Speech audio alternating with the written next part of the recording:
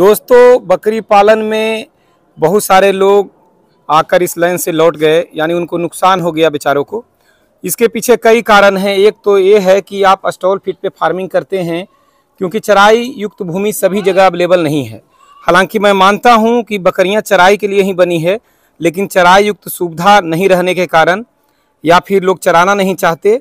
और सबसे बड़ी बात है कि चराई युक्त ज़मीन सब जगह है नहीं, तो लोग चराई पे नहीं रख पाते और स्टॉल फीड पे रखते हैं। और सबसे बड़ा फेल होने का कारण ये होता है कि जो बकरियां ये खाते हुए आप देख रहे हैं, ये मज़े से खा रही है। इसमें सूखा चारा और हरा चारा मिलाकर दिया गया है। जिस तरीक़ा से गाय को देते हैं और गाय खाती है, उस तरीक़ा से दिया गया है और ये खा रहे हैं। इस तरीक़ा से आगे तक बड़े बकरियां और बच्चे सभी खाने में लगे हुए हैं। मैं सबके पास चलूँगा और दिखाऊँगा मैं आपको कि क्या विदेशी और क्या देसी, विदेशी हो या फिर देसी हो, सभी को बिल्कुल इस तरीक़ा से चारा मिलाकर दिया गया है और सभी मज़े से खा रहे हैं। तो जब आप बकरी पालन करते हैं, प्लान करते हैं और बकरी आप ले आते हैं खरीद कर किसी ट्रेडर के पास से या किसी मेले से, किसी बाज़ार से ले आते हैं, और आपको उनका हिस्ट्री पता होता नहीं है कि वो बकरियां स्टॉल फीड पे रहने की आदी हैं नहीं हैं।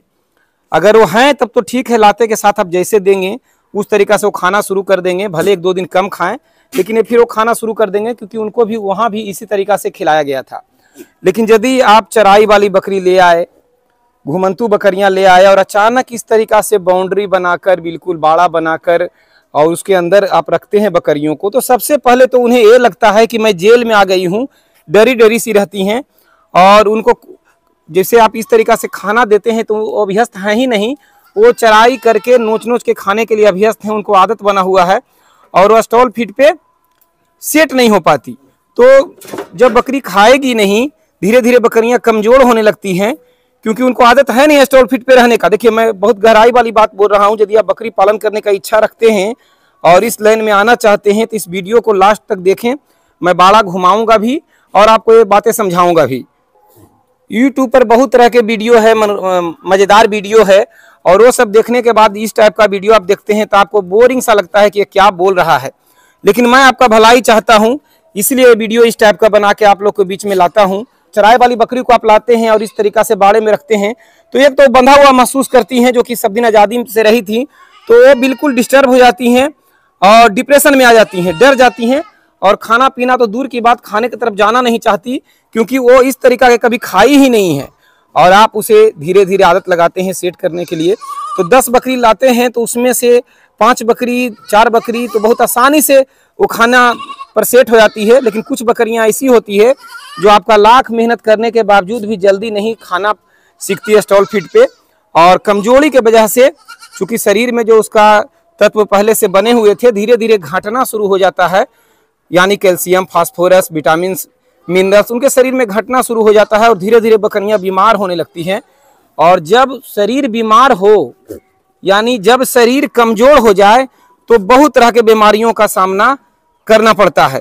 पहली बात तो है कि जैसे ही उनका भोजन बदलाव होता है, और जो पहले कुछ और खा रही थी, अब अचानक आपने स्टॉल फीड पे उनको रखा है, जैसे ही उनका भोजन में बदलाव होता है तो सबसे पहले बकरी को इंट्रोटॉक्सिमिया यानी ईटी संबंधित जो आंत का बीमारी है वो होने का संभावना रहता है, और बकरी फड़फड़ा कर गिरती है, तड़प कर मर जाती है। लोग को पता नहीं चलता कि मेरी बकरी को क्या हुआ, क्योंकि खाना बदला, वो खाना नहीं चाह रही है और भूख के कारण कुछ खाई तो उस तरीका का बीमारी हो सकता है।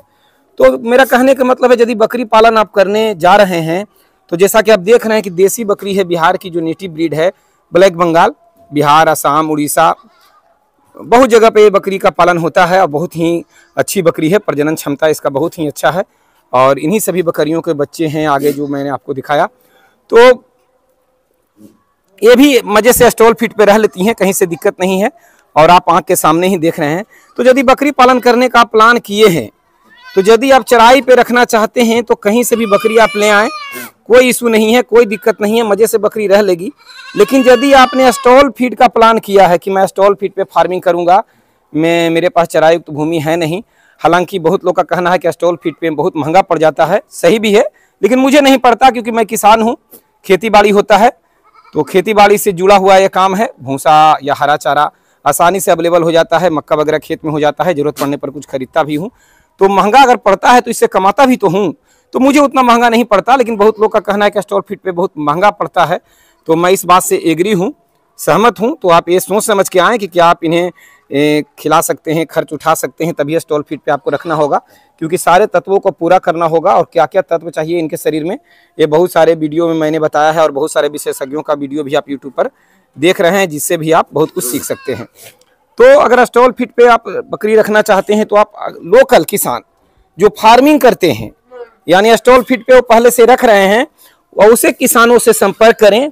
और इस टाइप, या तो युवा बकरी, या तो युवा इस टाइप की उनकी सेट बकरियां, थोड़ा महंगी भले पड़े, लाया जा सकता है।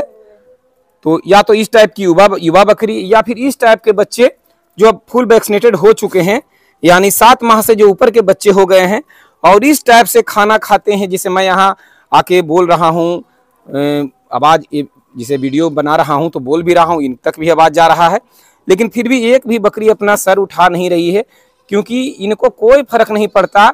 ये इस बाड़े में रहने के अभ्यस्त हैं, आदमियों के बीच में रहने के अभ्यस्त हैं, इन्हें फर्क नहीं पड़ रहा, और ये मज़े से नाद में बिल्कुल खा रहे हैं, जिस तरीक़ा से बाकी जानवर गाय भैंस वगैरह खाती है उस टाइप से खा रहे हैं।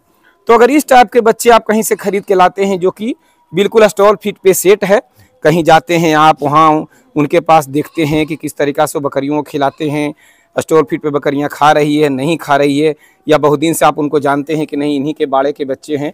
तो ये बच्चे बिल्कुल जब से जन्म लिए तब से इसी बाड़े में हैं, ये बाउंड्री के अंदर ही हैं। जैसे कि आप इसके बाद के जो बच्चे छोटे छोटे देख रहे हैं, वो बाउंड्री के अंदर बाउंड्री के अंदर हैं। तो ये शुरू से ही अभ्यस्त हैं, कहीं भी बाड़ा में जाएंगे तो इन्हें कोई नयापन सा विशेष महसूस नहीं होगा, बस उन्हें भोजन मिलना चाहिए, चारा दाना मिलना चाहिए, ये खाना खाना शुरू कर देंगे। तो चूंकि इनका आदत बना हुआ है, तो ना तो ये स्ट्रेस में आएंगी, ना तो ये कोई खाने पीने का कोई दिक्कत होगा।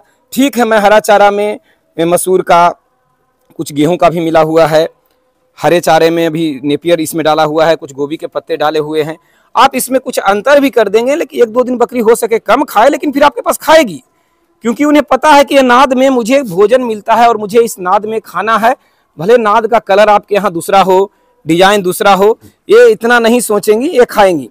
देखिए, मैं जो बोल रहा हूँ इस सोचने वाली बात है कि जो जहाँ आदत बना हुआ है, अगर कोई व्यक्ति को अगर कहीं रखा गया है, बाउंड्री के अंदर रखा गया है, अगर बाउंड्री चेंज कर दिया जाए, दूसरे जगह भेज दिया जाए, वहाँ भी वो आसानी से रह लेगा, क्योंकि वो बाहरी दुनिया से उसे कोई मतलब नहीं है। लेकिन बाहरी दुनिया का कोई व्यक्ति जो बिल्कुल घुमंतू है, घूमने फिरने वाला इंसान है, और उस इंसान को कहीं पैक करके रख दिया जाए, तो थोड़ा सा मुश्किल होगा उनको सेट होने में, और बकरियों में तो बहुत ज़्यादा हो जाता है। तो बस छोटा सा एक वीडियो बना के आप लोग के बीच में देने का प्रयास किया हूँ, जिससे कि आप ये समझ पाएँ कि आप फार्मिंग यदि करने जा रहे हैं तो किस टाइप के आपको बकरी लेना है।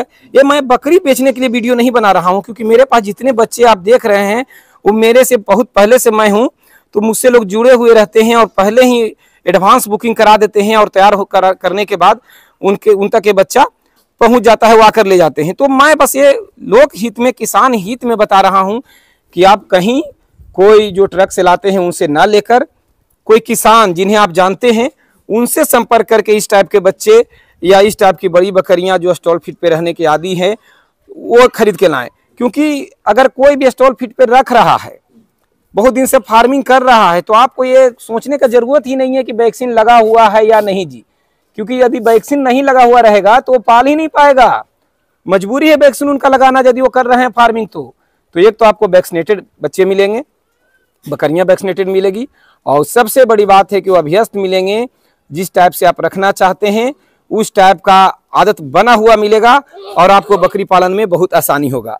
तो दोस्तों, वीडियो बनाने का बस यही मकसद है कि बहुत सारे लोग फार्मिंग में आए, उनकी बकरियां बीमार हुई। मैं भी बहुत को समझाया कि कहीं ना कहीं से जाके बाड़ा से लें, स्टॉल फीड पे जो बकरी रहती है वही खरीदें।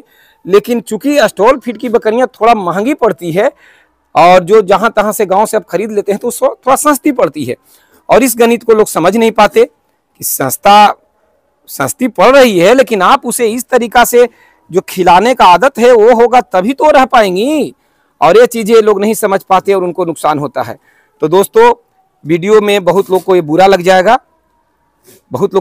जाएगा, लेकिन मैं वीडियो एक आदमी के लिए नहीं बनाता। मैं वीडियो बनाता हूं कि कुछ अच्छा कर पाऊं, लोगों को बचा पाऊं। मेरे बारे में आपका क्या राय है वो अलग चीज़ें हैं, क्योंकि हर व्यक्ति का राय अलग अलग है, सबसे सबका विचार नहीं मिल सकता। लेकिन ये वीडियो बनाने के पीछे बस यही कारण है कि बहुत सारे लोग गोट फार्मिंग में आए और नुकसान का कारण सबसे बड़ा ये हुआ कि उनकी बकरियां बीमार हुई, बकरियां मरना शुरू कर दी, या फिर बकरी रखे तो भी प्रजनन समय से नहीं हुआ, तो बहुत तरह की दिक्कत होता है। जैसे कि ये बच्चा वीडियो में आप देखते होंगे, ये जो बच्चा है ये इनब्रीडिंग ना हो जाए, क्योंकि मेरे पास बोर है तो इनब्रीडिंग ना हो जाए, इसलिए मैं अलग से भी मेल बच्चा मंगाया था। 2 बच्चा बाद में मंगाया था ताकि मैं इनको तैयार करूं। लेकिन देखिए बच्चा आते के साथ ही पीपीआर का शिकार हो गया था। पीपीआर का शिकार हो गया था क्योंकि ये चराई के बच्चे जो गांव में हैं वो चराई वाले बच्चे थे। किन्हीं भाई को मैं बोला था तो अपना लिए ला रहे थे, तो मैं भी बोला कि मेरे लिए ले आइए, और लेकिन वो चराई वाले बच्चे आ गए थे तो इनको वैक्सीनेशन नहीं था, क्योंकि चराने वाले लोग जो बकरी पालते हैं बहुत ज़्यादा टीका पर फोकस नहीं करते, तो वैक्सीनेशन नहीं हुआ था। तो इसको मैंने अलग तो रखा था। नियम है कि जब नई बकरियों को आप बाड़े में एंट्री देते हैं तो पुराने बकरियों के साथ डायरेक्ट ना मिलाएं। मैं इसको अलग रखा था। उसी दौरान आने के 15 से 20 दिन बाद इसे पीपीआर हुआ। हालांकि इलाज करके मैंने बचा तो लिया, लेकिन बच्चा बहुत कमज़ोर हो गया। धीरे धीरे ये फिर से वापसी कर रहा है और इसका वैक्सीन बिल्कुल कंप्लीट अब हो गया है। हालांकि बीमार हुए इसको 2-3 महीना हो गया, ये मेरे पास 5 महीने से है। तो जब इलाज करने के बावजूद भी ठीक सुधार तो हुआ, लेकिन फिर भी महीना 1.5 महीना तक ये बिल्कुल उतना अच्छा नहीं हो पाया जितना मैं इनको झुंड में मिला पाता। लेकिन अब बच्चे बिल्कुल अभी स्वस्थ है, इसको सब टीकाकरण हो चुका है, तो इसे मैंने झुंड में मिलाया है। तो बाहर से जो बकरियों को खरीद के लाते हैं, अगर पहले से आप बकरी रखे हुए हैं तो उसे डायरेक्ट झुंड में ना मिलाएं। और डायरेक्ट जो चराई वाले बच्चा मैं लाया था उसका क्या खमियाजा भुगता, मैंने उसको बताया आपको कि मेरे साथ क्या बीता था। तो ये हर किसी के साथ हो जाता है। तो थोड़ा सा महंगा ही सही, लेकिन किसी बाड़ा से लाएं तो फिर किसी तरीका का दिक्कत नहीं होगा और आप सफलतापूर्वक बकरी पालन कर पाएंगे। बस एक लोक हित में, किसान हित में ये वीडियो बनाया गया। आप इसको किस दृष्टिकोण से देखते हैं ये आप पर निर्भर करता है। मेरा मकसद है कि नए किसान जो बकरी पालन करने जा रहे हैं उनको मैं कुछ न कुछ वो रास्ता दिखाऊं जिससे उनको नुकसान ना हो।